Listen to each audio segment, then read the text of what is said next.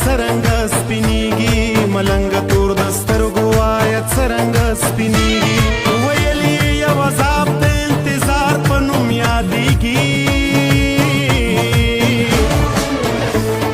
ملنګ تور د سترګو وایه څرنګه سپینیږي ملنګ تور د سترګو وایه څرنګه سپینیږي